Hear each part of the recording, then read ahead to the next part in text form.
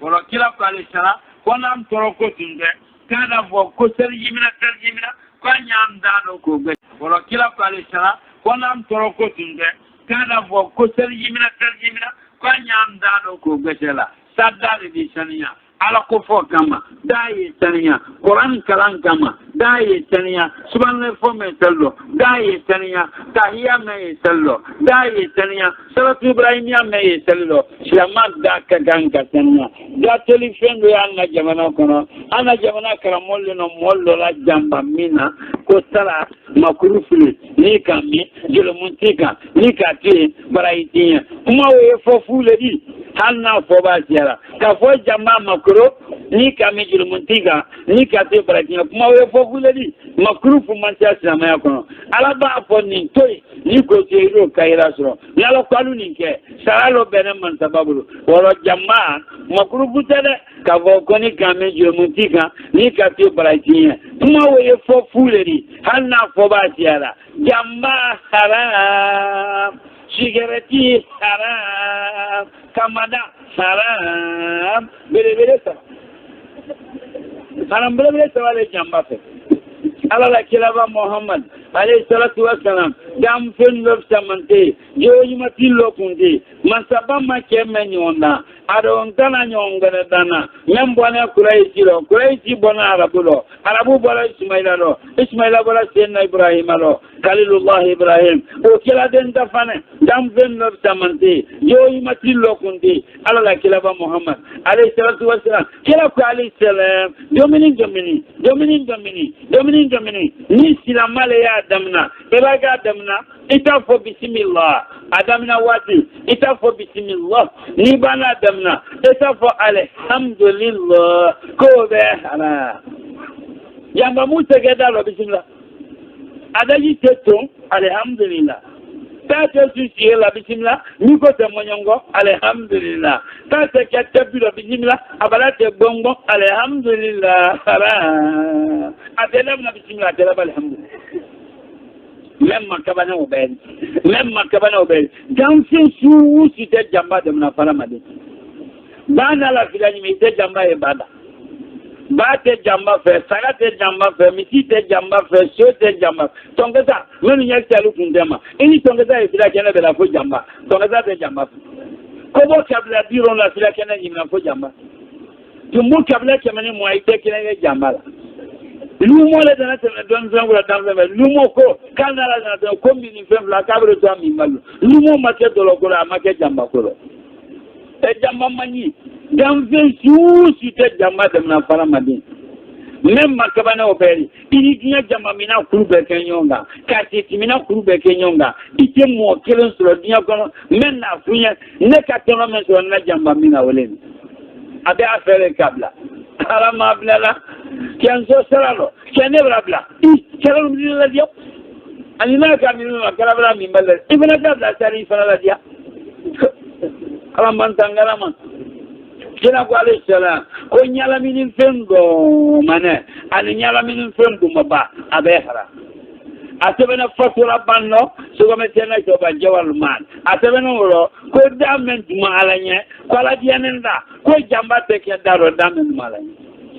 yeba jamba ci dawe dabla gu alanye ala man tangalama même makabana oberi salamu mina baso sunlo te jamba mumina na salo sunlo te so ma ibada sugari ke wo jamba gire kenan jamba yo fire manyeginal kaluba jamba mumina jo yanali ya kesange ali koloni so anungono ka so ka dafon la fa koloni la ka so anungono ka so la tolo flado kala wa ko matadia ni nyanata yalu ka kesange wonya lalu ma koloni ke ka ilo madi yalu ka kesange wonya yani masali bande kala ji kabullo jamba jiri kesange ti jamba ji bolandu na oyi ba ji ke na sika fumulo tiya janne ma jamba mu do mun kunlo aye nyala tiende asuma mani atejiro bo malado de gongo bila même magabane obel jamba dajini dokubo bekele dokubo pura jamba ji pura aboda le tekenu ta besuke jamba mani imusoba ke jamba mina atana bo silo da akana bo lu tala made ye fere be fere ka yabla muso jama mumina akana bo sulu jama loba nyala mini ni tala ma ce tala fene jama loba bala sala mumina lo mo lo ko ne ka ja mo be be ke ne nya be no da mo lo ko ne ka ja ma ke ni ura marhaba ani ma ke fente fulo yenna mi duniya ro ma ke na mi ngele akilami sini ma ke ni ura marhaba ma ke fente fulo na mi akilami sini ngene ma ke na mi akilami sini ngene ko ma ke ni ura marhaba ma ke na mi ngele mamuto ifana na mi na le bi eba ila mi ko bota wale ni siga atakile ko ko lo la ma ila iman nguli tara mi ngelem e muso ba ke jamba mi na jantalo ye ko be kayabla ale gbado no gbadila adakulu ne jambalo sisi bala do anyala ninji na nyaji bala jamba dalo na ma ina jelelo ila na ro kuni jamba mu mani alaman sangala jamba muma accidente brisa accidente daraja suji tala mena diamu sumatala mena diamu ayenyala accidente atejilo bula adimante dakon jamba mani kila ko ale sera siga e domini Allah kila ba muhammad alayhi salam domini ni siga yaro ko islama ote siga temeno yelo siga meno yote salamu mina sigani siga timina sigani kamara mina te siga do fen salamu juma nyala mini ngo yandi sidi sala te dia police kala sokolo lenke ko tele ko finzangolo kende kala fanimbu ko ngay tira kende wole jeni to o buji wole di to ne ko mballo ko wala wala tay ko mbalo ka jiko o jiwle wala ko to ko senyi wala ti to ta kan ka tibi ka dale jibo ne sala to ko se wala wulu ba to jambalo komi jamba mu'mina da lo tala ala mena da dana ada lo ya ala ka hakina jamba sulama ka tulune garo ti tulune ti tulune wala do ne mbola bala ni tulu makare ba kinen ga ibila même makabana obeli ala la kilaba muhammad alayhi salatu wasallam kila ko alu kana dominique alu mamulula kila makana dominique ni mamulula shaytana ya dominique alu mamulula alu kana jimi ni mamulula shaytana minan mamulula ikana sendi islam nyoma ni mamulula ikana femina islam nyola ni mamulula ni mamulo bonne baranko fono wala bodia ekana dominique ni mamulula ekana jimi ni mamulula ekana fendi moma ni mamulula ekana timna no ga se kana imina ni mamulula salama kana ke ay salamu ga don mamulula ti ti wala mina don mamulula kana wala he Allah jamba mu'mina na ga jamba muka almano aba salamu ka almano ka jamba muka adalo ka dagolo sama wonna nada manmi da moso ka sama wonna nada na pula pui aba ma oba kinuna hadi mekete wala gizalo go aba jama muka dalo ka dagolo sama wonna nada ka kimbolo la ere sambe akambuka klube lo gola saba mo selado yani seli ni tedajira to ya dane ala dagolo sama wonna nada ka kimbolo la ere sambe kambuka klube bilo yana ni tedajira jama mani ala man tangalama anyala ministre amani bebe jama mu amani afure manyainare feme sigere tiri hakili ba jangalo fale ko bla soro hakili ba jangalo fale ko tere suwadu shirama itellamu ko takananje ka sundo takananje ka jagabo takananje ka hiji takananje ka kolo ifani banye takananje tigame jahannama tale to jahannama ebra tele sundo imagine matomenenge yana manya silanye ka suwote ka gisuma mi abana sundira ka gisuma mi ka tasu kolomana ka dala ile sama yoko setimina hakili yewa hakili wana waya sila kitire na suno ko takili jale ka suwote ya tala fala dafunu ka dala ile sama setimani ala man tibira yani sayasede moteur na yesijema moteur be sila bola terrain yesila bola fundam bateau yesila bola jena kamati sila bola moteur yesila bola momili yesila bola moteur be tisi samana le kalabo shetimina ya samana le kalado hadisi kono eba ta su tigrela aga se tinalo nyana kalu jola rabo abro ko inen flame se tinala pensina flawo koro karine ala asur frana obra wuye ko bolo nyola kunta mai ora ba ta su tigrela kada mo so wo flefelada Shinela bata sira kada mo so wallahi abada mo so flefelada ibata su tigrela ni ka sama oro gan timu chema sababi woro mara madina sheki to ni sabam alamade farafini faragwa kani muso tamala ni siba alamade kolo tundi ya chema sababi woro wala alamade mbela bolo ko ina kirembe ko tiwero sala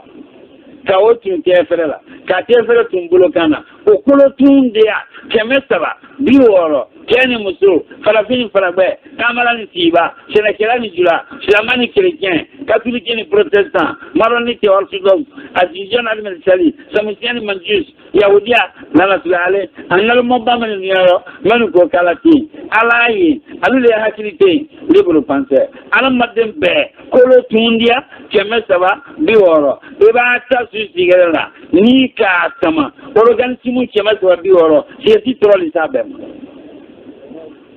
abi sonjulu jani krisi cardiaque avec bien gagné cancer du foie avec gorge gagné cancer de gorge avec poumon gagné tuberculose avec wori gagné ka économie saboté c'est imani kay bien gagné kay ko ro kuru gagné ka kan woro fe gagné ka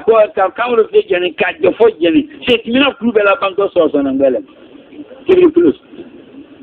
professeur Padigalugo c'est mina ba me c'est mina o son te do ala bona suyo kado tonaso ango munation de la ba ka jefo ba jeni so so ngela amna bebi la sulo so to sina son te la bona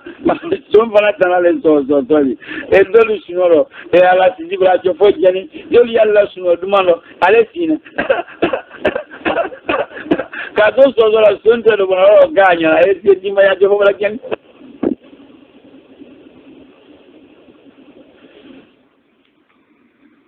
ko ke amba muso hawani am fala man mom lo baraka kono na le bonen ko ke hawani wala amba muso hawani ko fla fu nyoma ka tambere kan du ko mele kalu ke tiredi ko mala tambere kan du ko mele ka kan tiredi mala mani hawa fu nyoma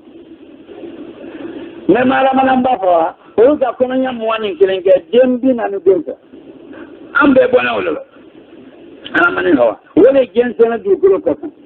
ala mame ala ka am faadama numamulo balasa kono nambo ka tamba mso hawari ka wofla funyoma masabata 38 akawole la hawaka ka tarfa am faadama amba hawa 38 da maka sambi marigulo ka tarfa am faadama ala ka mu faadama nye adama mala hawa buiro ka yenya na suma buira kaki na rijedi adama ye hawa balu ate sayere bolla ire yisi bo kunguru adama ye hawa fadiya bo ate sayere fadiya bolla yisi boli adama hawa si bongo ile lema ye si bono be kalama ate se baraka yisi bo kunguru adama ye hawa ba jango ya basu saratinani wala na hawa ka ta karfa adama la adama balu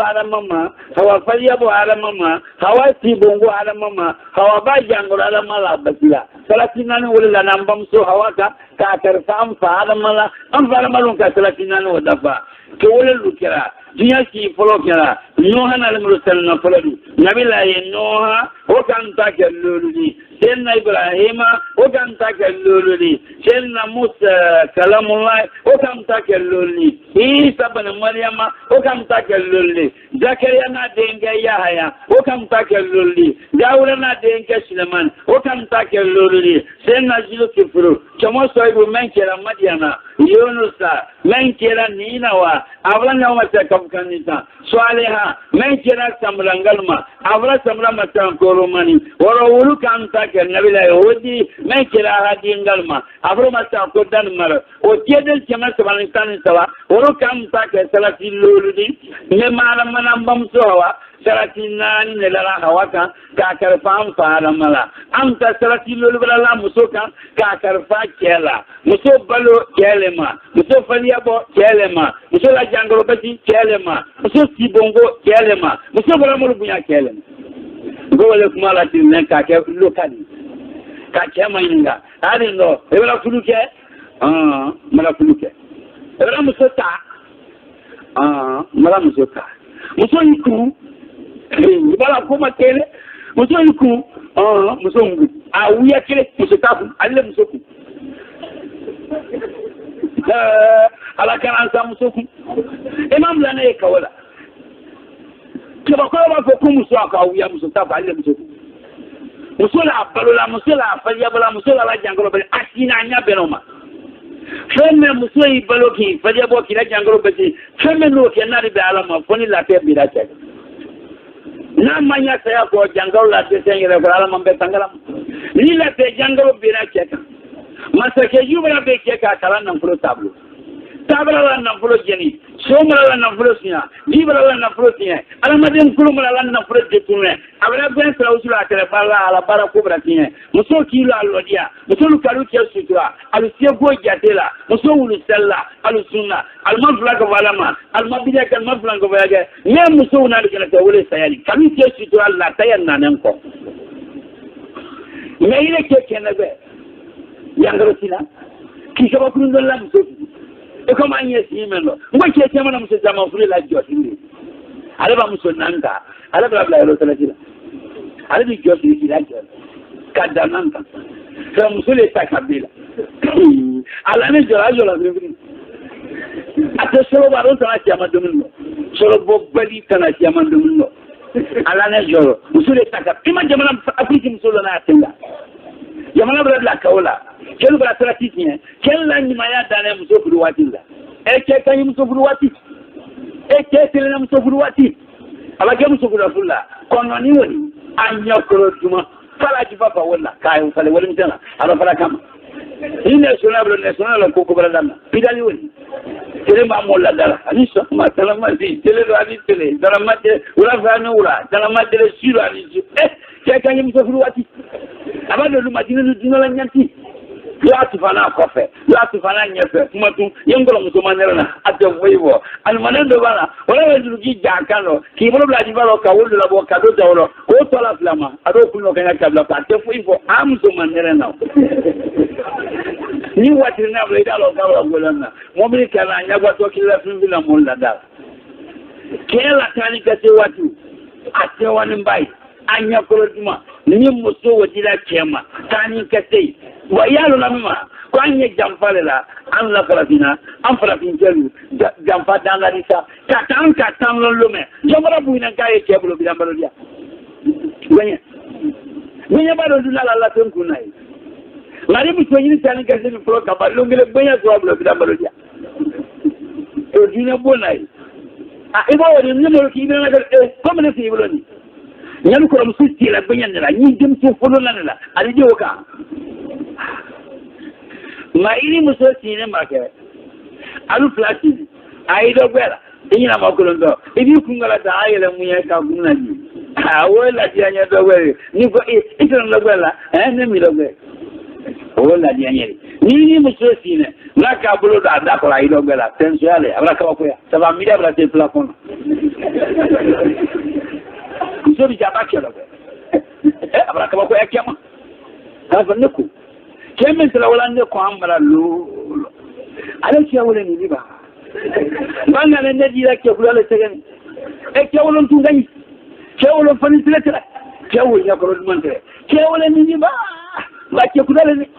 ba je ke wala ba wala ya ko sin ta shi na wo kula fani atingini yana nyon ko sai ala ko subhanahu wa ta'ala ko ke luilo musulu mutakala muso balo afaliya bo ajangalo bati abala mo lunya kemu kala na te ki kongo ba musolo ele kele ma muso flavulu muso gele fata ke mani fata mo ne muso falo muso fata balo na ke fata la ko ye bala wo falo fata ke mani fata mo wele muso fata balo na ke fata la era muso flavulu fata ke mani fata bina muso saba fata ke mani saba fata biwo muso nani fata keme nani fata biti ke fasa keme woromla fasa bi woromla fasa woromla le ke farilo ke fasa keme woromla bi woromla ni woromla muso fasa o barla ke fasa lo fasa keme woromla bi woromla ni woromla e ba keme nani bi zembalo adobla do keme sabali dole ni zongo golni woromla sini kabla la den ni lango melu bla lo e bo kelu fasa tonelo ima ya ndinga ko bi to te dula ele kele mamuso nanda mo nani o be wadjem fla fla sro mo ti albalbala ka tanto ala made du jeni ele kele dol madana kala do gona kundani fla ala bola suda oni bo ma pa kule ta hele sro hele boto mi kule ngele kundani fla hele boto mi ni belo musolo e farafina ala ko kanye dan nani dan te kala o fana mi ko lori e dobolo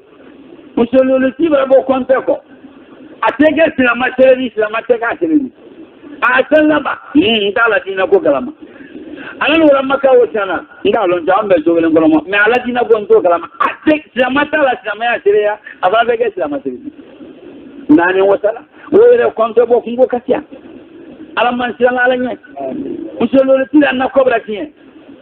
ano nakole senala jabanya na nawe nyane saladi nyane kubogo nyane nako nyane jasa dunama suro so kambe na kala jasa wala ka bo nako tila na goma so mitina ta ulute na nako meno kanyime ni nako tila nako nyala musolo tila suntalbi senya minato fulu nyawa ibra ba yerama ele kalo musonan le kegu horo musonan ye kegu fulu muso ele kalo na ulo tamatini wala iblo petre ibra mina ele dempa ele kala musulmane ke ko yiki dem so dallu nan ele mam ele kala musulmane ke yiki kallu nan kutiba kala foga do ke kala ma baraka na bulo al mamramna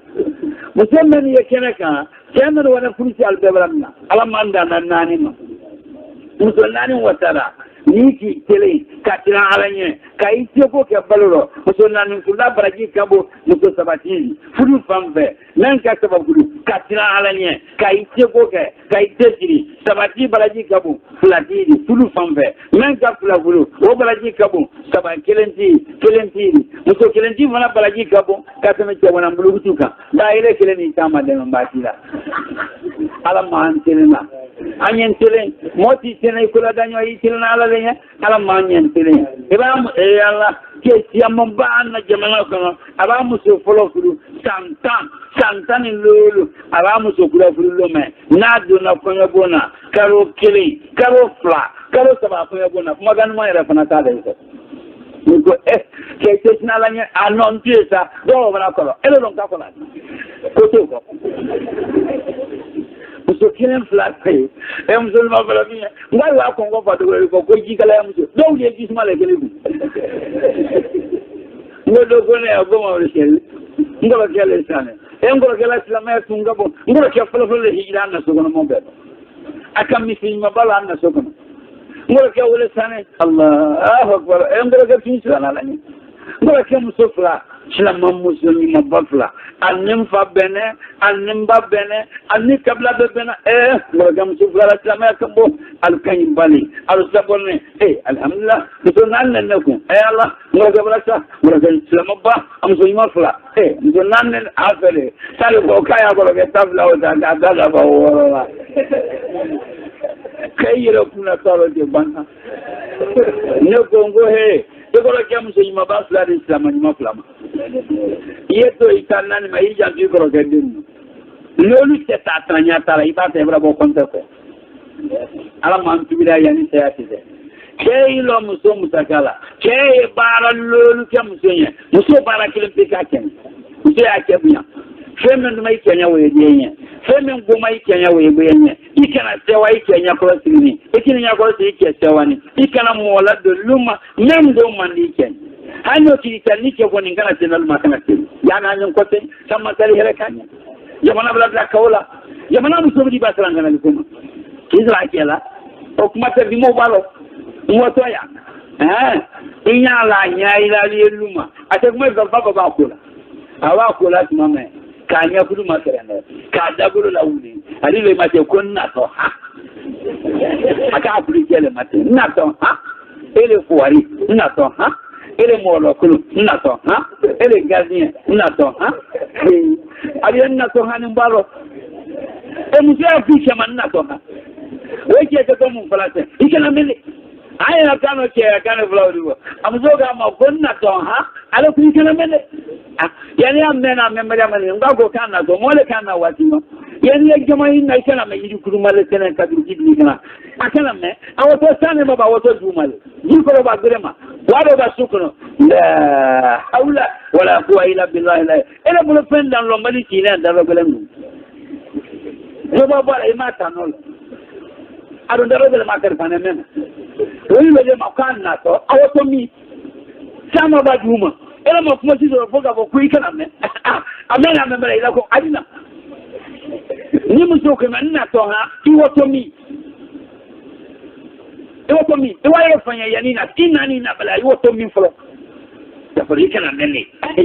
agala mele ibule benda lo mari tina dalo gelemu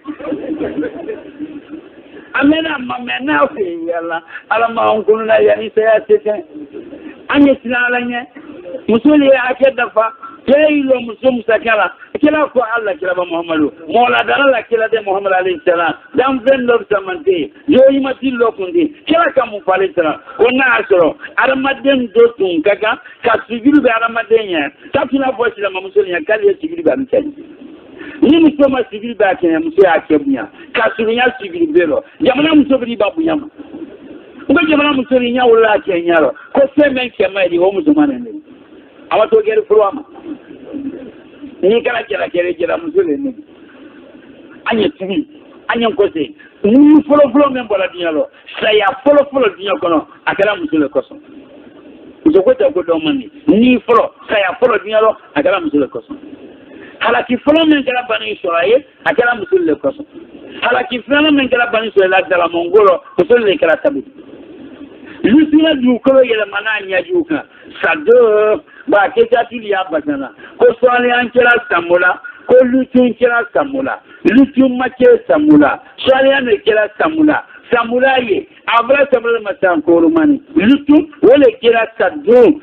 du ko yele mananya juka ne ka amina volontaire ka la ila fo samula fo da fe ka ila manya juka qudratullah subhanahu wa ta'ala o du ko yele manina samwa tan woromla sankeme woromla sambi woromla samkolona le damna sambi woromla sambi sinan damna ha bi nyino bokolo mante falana abere be won tubanem fa aselme ba boka moko ne katulika yukulo kolo tale jina kolo ka sambe tayla sambe akolo tayla sambe sadu mun jamana yeso wadiya ne jullan jamana le tela habi bajira foko ayela mantoli ko ta ayela la molna ko ba dam fente sinan mo milali la silana o kana musul le ko son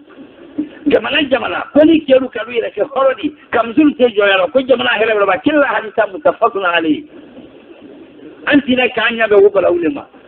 yelu bi ba memma kabane obedi Allah jamana falafnen farabela musul la baraka ya kiatani musul la baraka ya dialotero kate musoka musul la baraka ya kiatani fani ngo musulema tibili musulema fa bovira musulema yenu ko musulema ko riji ko musulema tibili musulema zembati ya musulema musule segene dialotero cheni falafnen farabela pe jawa musuka kaiba musodo fana yanna jamana kono e wulu be mina nere mo blanyai ale akebala de fulu sunan farlala amokolo aduma kenya kedumanya ale bra de musulu solo bla modia de muso bala fulu bla ta denson adenga bla kameranya fa bla muso yini gadoma amokolo ariyele biane dengoro dembra fulu demso bala fulu dengel bla muso fulu ori ba kero foitala kenebe foitala ali ba kero keri ko be ganiba Shubako, Ali Balan like Ali Cheche, Koala Dafra Neki. Lali Wati Brati, Kena Musuma Fraguyama, Kewa Sam Sula Dala, first thing and go ki. Kewa said that Kedu Adi Daka, or Dafra Man. Kedu Dala Jinja, Kela Kanasa, Dafra Man.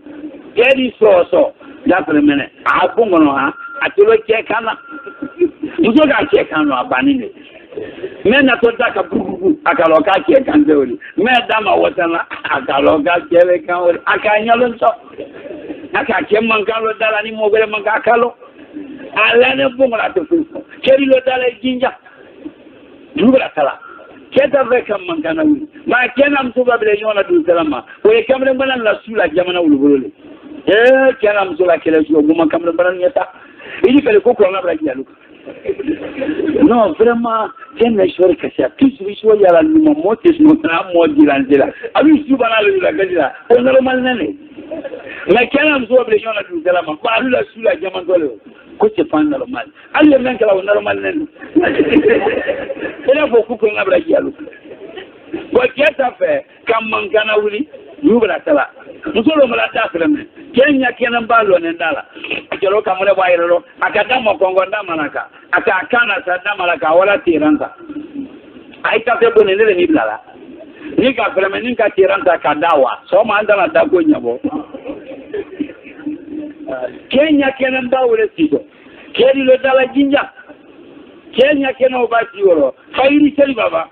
No, Anajamana Kenasa, Kada Frema Kenya Suro. Fairi Baba was saying, Omusula Lamina, Kalabitana Molomo Abumongoro. Kini Yonki Kakon. Niabunguru. Kada Fremi Kenya Suro. Fairi Baba, Alabitana Molomo Abumongoro. Kini Yonki Soma, Lamina, Atalamina, Isoma, Erekamugana Suro.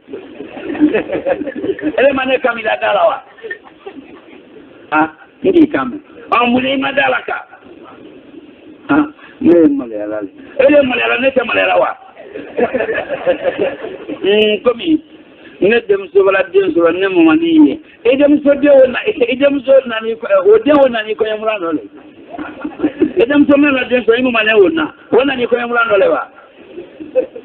Ah komi ne blam so na luma. E blam so kena ni ko yamura no le. Ngam vla bidan. Ba na ni ko yamra no le sharia no men fala ki ba musuri de ke kamale mala bu ilalu ale walu kula mai baraka ina naba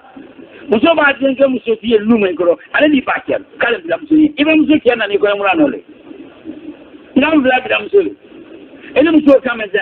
ne ra fele ye ya fane madine ba ne bra ye jamaso e mori ba je okuno ko ko na bra wala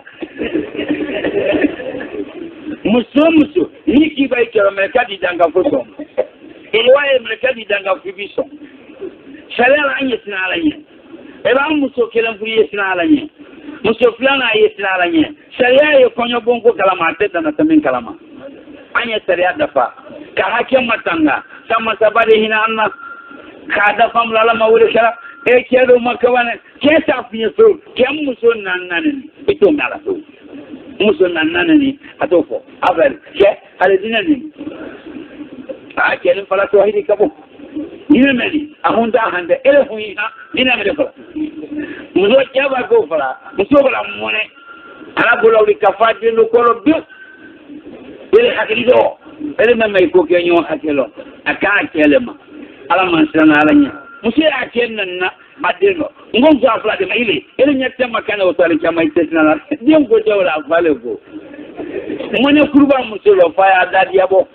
masaba yehina kana jamana ro ben kayla la ma wole kana anyon ko se be ila hakelo musuli alla hakelo kelu yalla hakelo anye tina alanye sama sari hele kanye muso folo le jo kelero hikimatilu ko muso folo le jo kelero kya muso folo le jo kelero kona kana danatami seria bala ni muso folo mankaju alle jo muso flana jo te kelero ina nakani afori nyokodoi muso folo ijo kelero ma barakani lelo flana jo taro na muso folo yesabori ala ko kya muso siamanta yesabori yamna alanye muso flana jo taro sabana ele na ko kondo fili da badiale eran so ele kondo fili temaya akini kala lanu blabla ele ko kina do sabana kondo fili da fala kia muso nani dia odate kumaro kapiteni ya bulo komana ya bulo sedona colonel ya bulo uka ya bulo me ala kuma benya bola ala man tibira yani seyate de muso folo ni muso folo sinana ala nye muso folo lidia kia muso folo la muso folo keleni mango ya me muso folo ka ayere nole foite muso folo mango ya luma fo kuma kolo labo muso folo ni kokolo labo ala ke no ni kike wona budite ibara budi wote wala labo itu bo kuma lo sawa Keta ani keta na nya gwa kolo ba me no keta be ka am sokula le nya gwa kolo temle wo ani nya gwa kolo le ka go nya bo je am sokula me mo ya so ba le ka yere da keta be ka nya gwa kolo temle wo nya am sokula me ni ga luti lo la so ka am sokula ma he kalkala na me ha ku ya ko la mina foi le sabe anya gwa kolo lo fo me na wo kero nta ba am so mi senu nya gwa kolo temle wo lo wole ka bon ayo kuma kolo mi ka fo bana mo so mi senu ba nyo yi bravo abo mo so ni membe fra na fo tina ni belo bravo ikal ko ni matale tension bra do ini ki am so do manente ba urbra tigay kuma kano ke bana ko wiya fo la ni ko mi na fo yi ba ko ko la fo la ni mo so fo kra hakini mari ke mo so mi senu be nya ko ika eni wasula ulale eni ki am so mi senu ba yi eni ki am to alu nyina ya fo he anyala tando ambena ke imobali he kamle men nemi ni flatre nyon fetima me afana lilo ni ndra kamle wasaga neni ni flatre nyon fe an diane mbali tre ni ndafani tre nyamma aflanti ma nyakorote musom telembe ni nyabu ko wi janna na to bro ne solo na e ba karo boti aro lo ile la mu te ba di monebi ele ya mato ya foni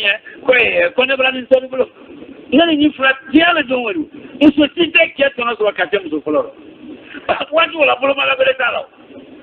akamre ya fanga be kirinda waju ma kiana bayra fana timle ele kire halala le tere o ba ti ya yi wasu don yakoro anyon ko sei ala man kanala wala masaba akakire men kama kire odafane masaba ko an le lonnali men kene ala kolon men ke to ala kolon men na tokera ala lombani sam ke jikoro kala jikala kabelo o masaba le kababal fronti ko yibe be ba e woro kalolu ke kadiaro de ka poji pa kele ni dunia pema wole ko patian ko yi woro lolle kene kadiaro de kontina lolu sine jibungu lolle ka ko yi do alko ma ko mediterane alabu jamana sine mediterane ko nanye alabu sine mediterane ko nanye ko yi do ko ma ocean ko yi bo o makabane ko yi do alko ma ocean wala si fambe ko ye ko yi makabane mbadi ocean wole ko yi sabanani mediterane ocean ko yi bagere alko ma ko rose to arabu kan ko balama mere rose o baji jerikene mare ka ko yi fulonte ka roke jerikene gila e ba fenta to wo jeri wo ila nyamma ka badde be fulonte ka ke jerikene gila awela kulongla akabo jori ba nyon sabati avion wole traverser la kajijira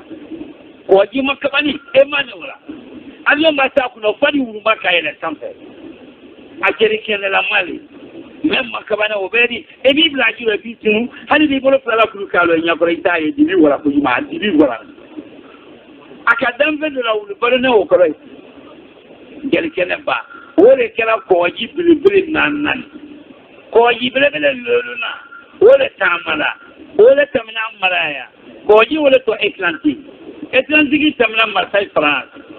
atamna Marseille France atamna Madrid Espagne atamna Las Palmas atamna Algérie atamna Tunisie atamna Casablanca Maroc atamna Dakar Sénégal atamna Cap-Vert Mara atamna Bissau Guinée Bissau atamna Banjul Gambie atamna Porokhane Mauritanie atamna Freetown Sierra Leone atamna la Guinée Conakry atamna Monrovia Libéria atamna Abidjan Côte d'Ivoire atamna Accra Ghana atamna Lomé Togo atamna Cotonou Benin atamna Lagos Nigeria atamna Douala Cameroun atamna Malabo Guinée Équatoriale atamna Port-Saint-Louis Gabon atamna Pointe-Noire Congo atamna Kinshasa Zaïre atamna kwa Bujumbura Burundi atamna Nairobi Kenya kwa Dar es Salaam Tanzania kwa Luanda Angola wala to Atlantique masabale kan wo volonté abana kona dalamanga jimem bolla kono wo fika tello ne ay masababu subhanahu wa ta'ala wo ko ji lolle kana kadnyarote kontina lolu sina jibungu lolle ka yo kolo men ji kolo wole ka tamen brema akapoji bakilena wole minino dunya be ma anyo sansambale kono abadi ala nye sisan masaba alle bena masero abadi masaba nyete yani kene bote fatali makila fulana asalatu khairu min an-naw sani kabita sunori yani ufote adi dunya be datinjila ko aya ko nala zona lo te lo woro sini lo la te lo woro sini lo jeli bagoro te lo sini ko te lo sini lo te lo sini selo la tate ke sini manga tanta talaka be jiro porom o jiya bolo afanga ya la ate ya nya pona hila nala la kute kono wo ko jibale menandiama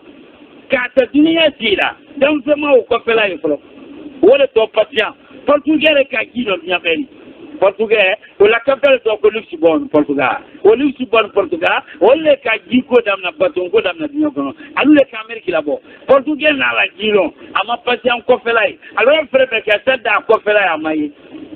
Allemand n'a la Tessiri. Kodia Bala le Sandi Balo, Allemand est Balola le Sadi Bara. Allemand m'a Kofelay. Français n'a la Konina m'a Kofelay. Anglais n'a la Mataya m'a Kofelay. Grec m'a Kofelay. Kabisuwati ma kofela ili sibra nyayini amai nation sim canadien ana la tesi ama pajan kofela coréen amai japonais Japon je connais que judenu alors dia bulla ko à l'aéroport les avions sont payants l'homme comme à l'aéroport on a 80 milliards de dollars 80 milliards de dollars américains dollars. Et bien, 1 milliard de comptes francs, il a été bon compte là, il a gagné pour privilégier du sous. Dollar 1 milliard de aéroport. Quand il m'a dit que j'en ai plus qu'à Oleka.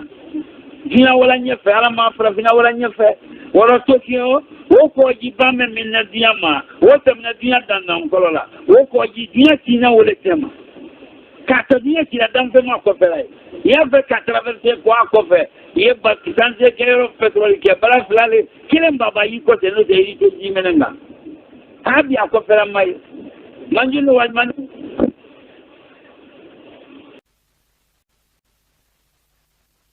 kabo ibabli na wieni inyaji bo kinunji bo sosoli woro kila go arisa fla ko bade mesiga meno yoto esiga temeno yoke woro sume oli haraka ili daro ko kaseli suntora daro ko kaseli ni nyina na fentima ala masungale ansoro kairaro tamfolo julmu yafa tole tamfla na tubi nafla sali fana yake ka robe nafla e sali urokoma mafa tahiyate sali meno tahiyat karambali sali ole imaboye toli boni abana lo bon lo bara dafa yiri bara la bonga toli malaka ni bon o kera boni tahiyat karambali la sali de kesel bon bara la titole sandra bara si ti malaka oro tahiya e kesello nafla e ke kamafa nalu desera nafla lo sei amafane kasavoloti la katanikele nalu ka kello ta kasavoloti la katani saba sunna sei kanyi tankani sei kasavoloti la katanikele sunna ta kasavoloti la katani saba sunna lomwa kasavoloti la kamwani saba sunna Bahrain Qatar Imarat Arabia Mutahida Yaman Junubi Simal Djibouti Israël Ordon Ango Jordani Wajamana Pakistan Bangladesh Afghanistan Philippines Thailand Wajamana Kana Turki Uliello Mwane Salahi Djiboufa Sungarokoro Oro nafla e mafa nafla e tala nyama Slamalu kana nata nafla dan mongo sungalola Kanyabo befe Ko jenen kalima O ila belale Kabanka ke kontredi nafla sali do gbere ya wati anda no ya yerama ko sungaro ba tele muambo ko nafla braba agbele ya wati lewni tele tana ban wole lailatul qadri sudi bala na kila alayhi salam kali lailatul qadri ngini karo tele muani kelen su tele muani saba su tele muani lolu su tele muani wolomla su kali ya ngini su gele men kafta karo wa keleni aye sutana banero su kele mafo Malia sultani nyana maya nimenu ka ken nafla sella ka adam na suine wala ka adam na minui ka adam na ine uliye ban 5 ka adam na minui uliye ban 4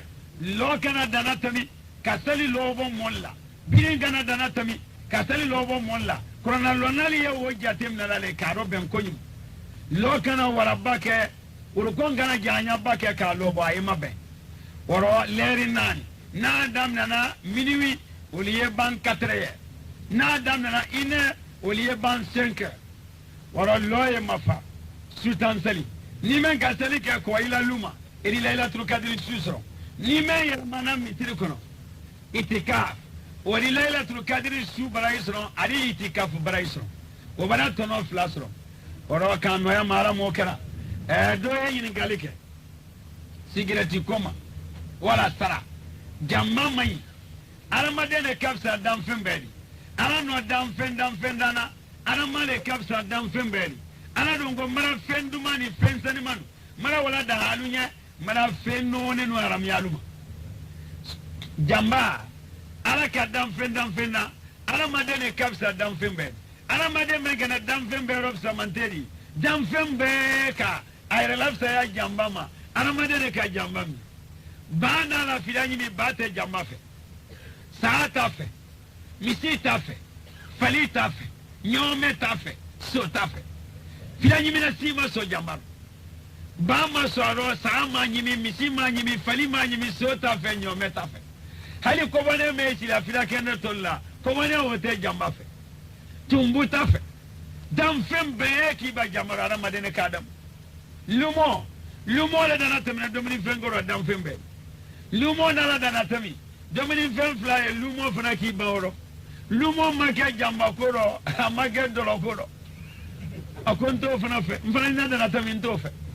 oh jamba mai nere ne ma jamba mule damu kulo jamba mu domina kumena ne malo ayenyala woki ente asuma o mandi e ba bi da te jiro bula te kongo bula e ba ga keri da mula mai ibala bo adoku bula mai ayenyala kiente sumata la mena dia monye ate jilo bula ate kongo bula kwani fatwa bani kumana se wa mete ina kitabu ba fatwa bani jawar luman asabene jawar luman ni fatwa banno kwala dia nenda damen mala nya ko jambate iba jamba idara ala timi jisor fakelena wasabene jawar luman no asabene woro koni musro kara jamba mina kuyi jantoro yana yabla ibalo lume kamina kono banda yana yabla ba ko jamba jiri kila naro abada kudu jambaro ada kudu ne jambalo agbala sisi anunji bola nyaji bola da kudu ne jambaro dodi julila naro kuyi jantoro fana kana bo suro de jamba mi muso kana bo suro ba jamba mina jamba mumina ke amokron kasia ala sarabu fle la fane sina dafe jamba lobra muso nyala mi kono la mi kanda aruila manangu ni salam mingelen koso jamba mai tasila nyimate keme na la jamba la maraya atole ko maliki tatari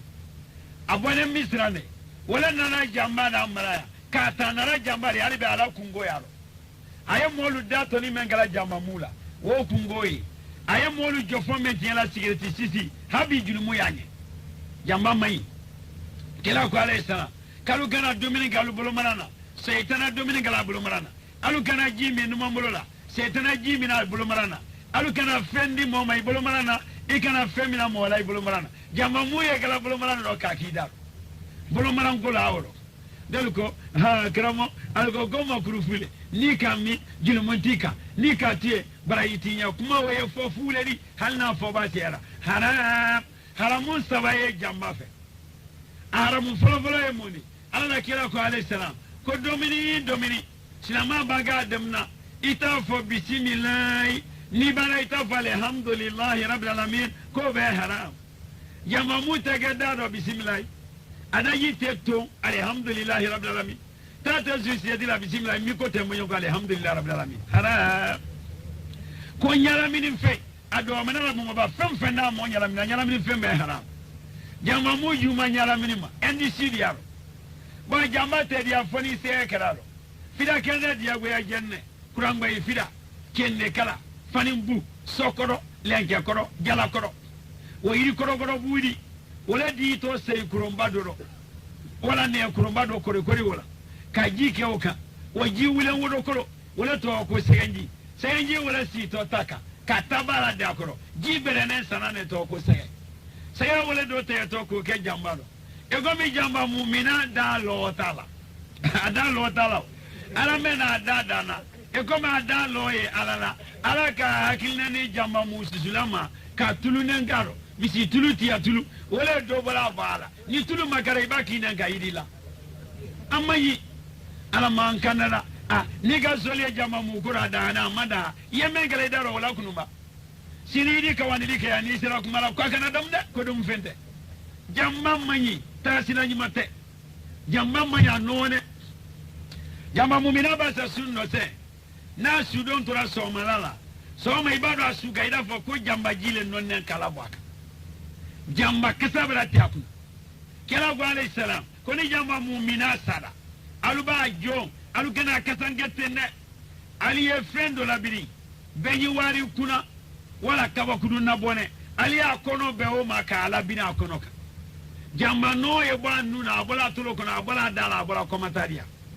nalu ka kasange wonya jamba no di kasangeti amma nya noni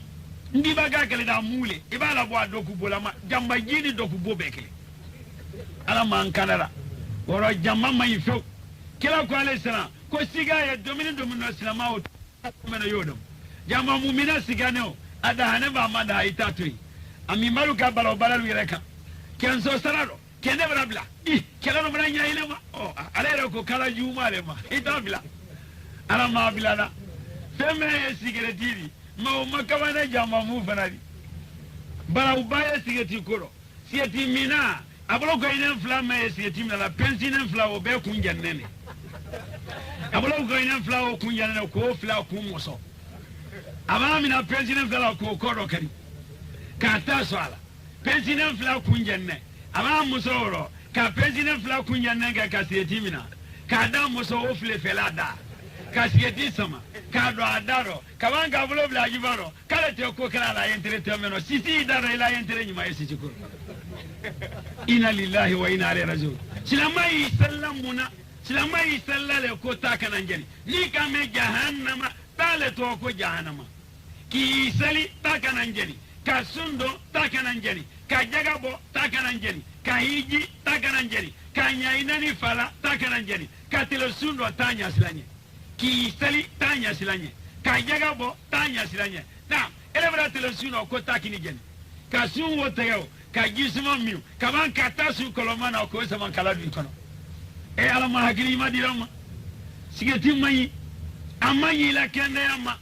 amanyi la economy ma e ba tasu sigeti la ko ni ka sama e ba tasu sila ni ka sama organism kolo tundi ama ara madina keni muso kolo tundi ya keme sababi woro e ba tasu sila ka sama atoro di se kolo tundi ya keme sababi bi woro bema moteri na ye sigena be ala bolale bato ma sigena ala bo momili ba gena ala bo moto ba sigena ala bo terrain ba gena ala bo isini industriel ba sigena ala bo moteri be sisi samana kala bo setimina ya samana kala do adisi ko tiyo de stabi mama fleba difference ni ma ye gbani sibonte ibado sibona o sanfela sanima ibado gbala samana na yini kinyaraka mba idisi kono la tende professeur Pascal Hotel Sinamari Maronet. Ani professeur Badigalika. Conférence locale docteur le professeur Carizoli. Aka sonne lo disi kono la ka olekra. Professeur Badigal Sinamate Maronit. Professeur Badigal ko sieti mina ni kamaka ni ma dabla sayaba sima sisile keto efekala. Isombra fi. Ibiye braja cancel domina. Sombra se jofo bra no. Koro kuru bra no. Alabando mu masoso nembe ogati kondi tono kelenzuro ba sonte do alabona bebila soso to tonale lalidi bebila yi wili kisi ki to soso la sonte bi labona ora fo kinyana seti mai amanyila namfolo ma amanyila kenem o seti mai do yo to ko malobro e Rosman King size Benson Joffrey supérieur Zitani Caporal Golwasi Caporal Cameroun S4 Doto ko 10,000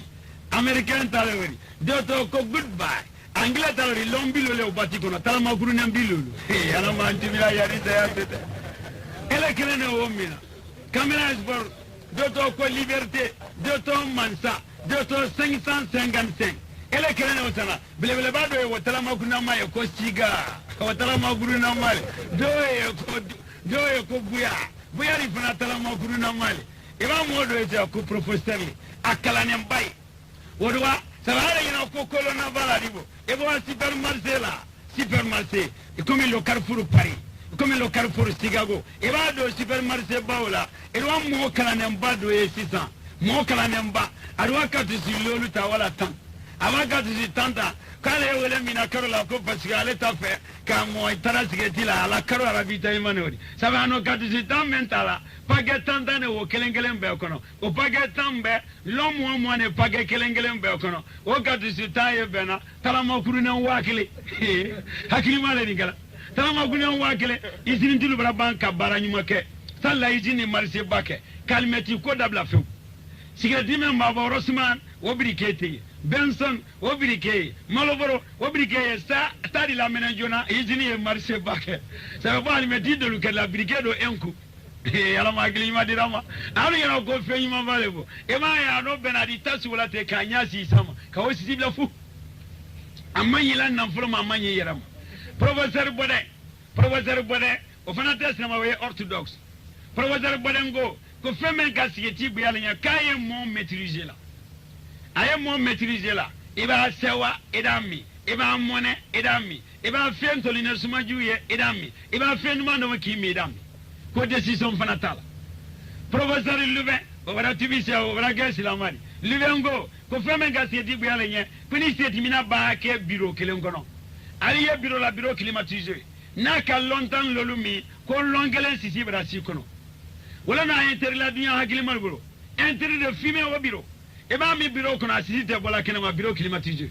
wala ikana mol tro e ba longtemps lolumi longelen brasi signo kono compagnie aérienne ma eri pakailu fo eri babigil mawul fo compagnie aérienne atemina compagnie berbelu anya bolale sabena Belgique la compagnie Suisse patron avion ori Suisse la compagnie Pan-Américain américain la compagnie Iberia Espagne la compagnie KLM Angleterre la compagnie Air France ate o compagnie berbere femfe Tanzania Airways Ethiopia Airlines Nigeria Airways o compagnie berbere femfe amina ne aminbali tisi la yorokli ora Air France ate mina o kono Luxembourg Allemagne na compagnie ba eba ga avion biesana eba ito fo alba ke bie ma sevela bie sevela di maininga female ou non female qui kuye terenku ne riba ba mo kuni ni ko mo kuni ku ala sevela biro qui kuye mo lu kuni ni don go female ala sevela biro ko female eba ga wala boyazila lume abala sevela biro ko terenku ni ku eba ga don avion no bagasire sire mayro ali sevela tikera mbarkumano abila bie female ara era matike da mbarkuma ko fime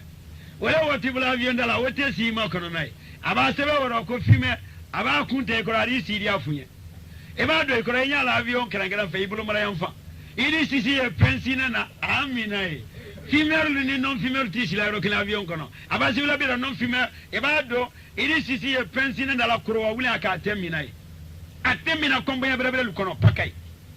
terame ni etrasi jangala Paris Bruxelles Paris London, Paris Suisse, Paris Zurich, Paris Danemark, Paris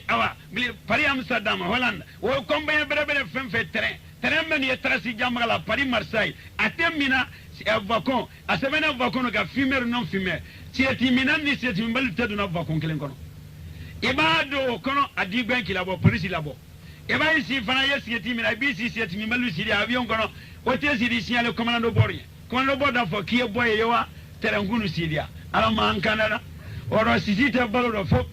anya sisite amanyila kene ama amanyila na fulma ye juma telefona ro elegele ma bagage gele za kemesa ba kemenani imuso teso idente so ye juma telefona ro aba mi kobla na de na tolo bele gada fo kuni kay dambi dafra ya dafra fana febo dafra bale tale yera alors man Canada femme pipdi tamada mo ye akilima dalam kote tamara mina kono ro kala yala eba gilara made kuma ya fala tamara mina nya atijabi ko fama people yoro nyini folo cho aba tamara yoro nyini ka o kala sama ka bala ka kolomando yini ka wosurungo ababa wosurungo la tuma me ka soro yon dala ka jamba mera bala wala no kabsa doni chakro bane foto yemenga oye wosani mandoni bo makone me anta sara nyama tumbu misado babo munyamu ya kama godana wanyama nyama none mbao adu wodi yiri kudumban no ka yiri kudumban na fa jamba nyama none mbao la abali metitera na nufu yori siema nasa na ka sama ro ka da kudu sisiro ababla pu adaji ni sisi ala mahina donala la oh sisi mai zimai numundena mage fanfela numundena mage fanfela taba gense bedele numunchongo blo katala de famba fetadi gense ari bedene ke katala de ma bedene mengala ka fanfe tala de numunchongo blo jama tamada mina blo kungulbale tamado fe avansa ma wo babala rablo kulbake kado sisi yidi wara daro bake ala ma antibira yani sayasite oro jamba mai ala ma blara amimalu yere mo kilente yemena afia kona ala tano na jamba mina wala nala tano na siyeti mina abaya fe kablale ala ma blara oro ala man kanana jamba kan yoro ma janya ala mo kera safo sali yoro salmal mam kame ay nyala mini fen le fola dolo abara wo fo ala bro fo kurana kono ko dolo mani mo tandangane dolo fe kala mimba ka tanikli mota o dangane dolo fe kala mimba ka tanikle ni simami mo me dolo la dana ka ke dolodi akera nyo dolodi akera bo dolodi akera yere sen dolodi akera likoldi dolo la damba dangane mo me balla dolo da yinna ka isra dolo songoro bara den o dangane mo me wori dona dolo ro ka julaya dolo julaya ba dangane mo me dolo mina kera itaridi tarike o dangane mo me ila bon luansela dolo julama akera bari de akera mangazani dolo julani ila bona eli la bon luanse saramina bonti o dangane mo me dolo songo la dolo minama aye dolo sa wori bola o dangane mo me dolo don tara akera wo tororo akera kuno donni akera momli transporti dolo don taba dangane mo me ideni la dolo minama furula dem fa o dangane mo me wala resection hanni table lo kera metre keme dolo ye table la ele fana table kelen wala ele fana dangane boyke me barla boyke men barla dolo minal bana aliye dolo men fe o foto ile lenye ni sambaine ni jinne ni duvene ni bieri 33 wale ni romne ni orosale ni konyakile ni dibonere ni wisikile ko boy dolo ele wota tala consulateur kono kana roka mimbaluku albaba mina ele woto butala malaka kiliangura makono boyke o fana dangane kala mimba kataninke orala mantangarama orana jamana la masumana mana yoro ma janya ulala mokera anya duwa kan na jamana nye almaminu ba kutuba kala ka duwa kan na jamana nye silama memba seli ke muso dine moba bedo kan na lagine nye ala kana fitna se lagine fitna le kene kan na mini ella jamana volontaire be kele ya be Liberia mbarati misiri wa kele ni kemeni ko abebra datu Liberia habi mendala kana tetambo kele baraka ka liberante kele mabo dunya ro baraka wa Liberia ngwansana no Liberiante la Sierra Leone baranya ke jamana barakani Sierra Leone barakani Sierra Leone nan fulo barakani anna jamana femfe nyanya wala wori nyina ro Sierra Leone nan fulo barakani abara lagina lo Sierra Leone nan fulo aka lagina lo ka Mali lo ka Gambie lo ka Senegal lo ka lagina lo nan fulo barakani kele baraka ka Sierra Leone nyake kele mabo yoro baraka na Sierra Leone ngwansane bara Sierra Leone nyake Palestinian union ka samwaneni moye fala men kasola mo watan nani mo kemani bi woron se men kasola men sane woda mafo irani Iraq mo million flale fane Iraq ka wabi worom la kenne do kasola ka iranian wa keme seinfa ka wabi saba kenne do kasola jamana fla mo fane million saba do nen kaje kasola mo wa keme jamana fla ko kele babban san fitna Djibouti ni Somali o yinyona wuli bade mari Djibouti ni Somali yona wala sanwurum labo kele Chad ni Libya yona fitna kele nimbe fitna kele Kuwait ni Iraq fitna kele Argentine Angleterre fitna kele Vietnam ni Amerique fitna kele kela no wala fala alayhi salam dan fen nob samante ko ni ala banka to fitna kele men fane wo aka men fa kullu fina sabal ko e ala kila men fane wo do al jahannama amma fa men gonno fali kala wo do kila ko na aluketo nyone kelela men no fali kala wo e do ko kafa men fana fane wo ba do sa ya fala ibadan ko kiya fala na le kile falo kalu fla be kaka kala ba bo men mai sente kelero i bori e bakoro ba kele men basiti bulo wo basile no ro kulo nyaade e kini si kama gonanda limana kane lola kele ba wuli yere makara ni ko men kari la ro yere makara to ala ya fanima ni bo akari ma ki fo ila nan folo fe e bara ke seru fure bengana ba be kan ki fo ila nan folo fe e bara ke seru fure ni ka fo mo fa kungo tim ba kene menuma ala man kanara wo finna le bara ke ka dunya la fo woro anna jamana kan tanga finna kala mala mokara melano yan tanga la fitna ma wala do wuli sinamali do wuke maningali do wuke ba maningade ne makabane lagine be maningade alu barakane maningade ahakili kadi maningade atamala maningade ali doni mbata maningade ngele nyane ne mo keme fla donta ani mo keme donta alu barakane alu hakili kanyi alu do jane alu harje kadi maningade de sene fengele mena wala adadi he kuma dana antari ana magisanda anna loro mo milu kono anna baraka yoro ko ya fem maniga ka andale na la selam desera gunu la fo maniga de lo fero baru amana keta ni se amana keta ni se na mana keteno tengana lunye manye do uke saladan bo kasula an la jamana iri sesulero e ba ere sensu scientifique ma fele espero be na ma espero ni na kumana na la gine kalama na funye ko kilometre 30 la gine na fate yoromo kana jamana ma fele diama ye duguro diama na duguro imoro dia na duguro armini nyom ya na duguro bobuseri ya na duguro fuga duguro sani kasi ya na duguro anu nyagba na bedi anye dibiro silalu mai anye mungala ora anye do wile kala anye do bo kuma bala mangasa ndala kuma maningade kama godana di aba garangere lo fe balo se pop aba se sogala no mara garangere na minabi aba se meto la pop aba mina na mana mina do e oba garangere na me ate haglisro oranye do ke anna jamana la kana finna sama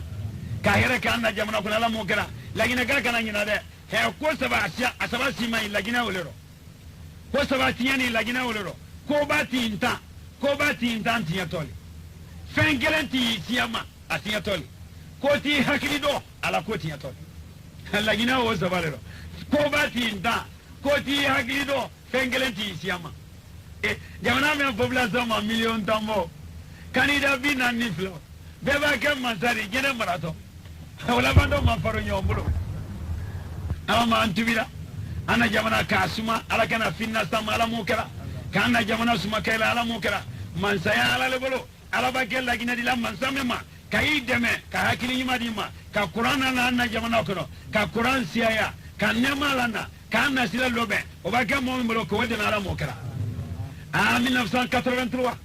lagina konakiri 1983 lagina ka daraja mesro hijila 1983 kayina bara hiji ko kalama samwani flakoro manyo e flo ala fa bena jumalo nema 1983 lagina konakiri momen kilo arafa guinéen men kilo arafa 1983 arafa bena jumaloma ni momen gamana skalaji arafa bena jumaloma lagina kamen kilo arafa lagina konakiri men kilo arafa mo wanani mo keme worom la mo tansa wanani keme worom la mo tansa mo tansa ba turai wanani keme worom la ki ko te kana lagina 84 lagina konakiri mo wanani woro ka hiji la sabati ka nema ka na jamana kono ala mokera jamana de dia nyonye ara mara siali fara na jamana kono ara siali nyona go yanya ni besangwalia ka na jamana busi ala mokera ka ndia nyonye keni musu jamana de tugoro moni kene kamo konya jini basaro ka ndia nyonye ka ambe kelema ka lagine bedo dakile fe kambo dakile fe ala mokera o hera ya ala bolo mansamben ka kila na la sabal labe dolu bone farisi Salman Farisi dolu bone habasi senabla dolu ya araburi dolu ya marina ansha momen ka wulade silamaya men ka wulu kekeleni ka lagina kadi e nyonya ka an kan ndo nyono ka rasele fa na jamana kuna ala mukara an la lagina ala kana finna se e kele kene kilamini finna ba ke lagina an wotomi ko wala galu amba de mamina ngola bagazila sirinene sonsanini e vari ya busman ko Chabraba wa yasila longa ko on verra avec le étranger on met yo la bagazila sirinene anu woto eni Chabraba do mra ke sula sembeneni Waya molu kabangune labi kone dia goma kewra la manza yake bengore atina ne mena bi wa itamala molu kabangune la ajali bra ile mansu ya lolu ka kamera njeli karo jali do mera no ko te se bola do kono bola ro ko sawapa apana duilo molu kabanguna aron sire manza ya manari nari alama hakri ma dirama ana jamana alama sumana alakana finna saya rabbana atina fid dunya hasan wa fil akhirati hasanatan wa qina azaban nar اللهم صل على محمد وعلى آل محمد كما صليت على إبراهيم وعلى آل إبراهيم اللهم بارك على محمد وعلى آل محمد كما باركت على إبراهيم وعلى آل إبراهيم في العالمين إنك حميد مجيد ربنا آتنا في الدنيا حسنة وفي الآخرة حسنة وقنا عذاب النار ربنا لا تزغ قلوبنا بعد إذ هديتنا وهب لنا من لدنك رحمة إنك أنت الوهاب ربنا اغفر لنا ولإخواننا الذين سبقونا بالإيمان ولا تجعل في قلوبنا غلا للذين آمنوا ربنا إنك رؤوف رحيم وصلى الله على نبينا محمد وعلى آله وصحبه أجمعين سبحان رب العزة عما يصفون وسلام على المرسلين والحمد لله رب العالمين الحمد لله رب العالمين والصلاة والسلام على أشرف سيدنا محمد وعلى آله وأصحابه ومن اتصلنا بسنته إلى يوم الدين والنشور أما بعد إلا هذا محمد الشريف أمر سوى إلى كما الحمد لله أبراد جماما أنكم يكون يمرنا الليل والنهار رسول تلد أنا دو فرانيني كبوي أنك ودو أوايدو يرو يلا يا ربي برفي مصباك عنك سمع المغراني مرارة ترى يلا يا ربي إن جمنا كاسم على بلال مغراني فردكن يا يلا يا ربي كديم على بلال مغراني أمر لا ترى أن نيوين كاسي على بلال مغراني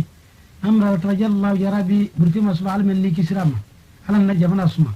أنكم على ترى إلى موسوس إلى موسو على نيوسيا جمنا كنو كسوي كحرام دي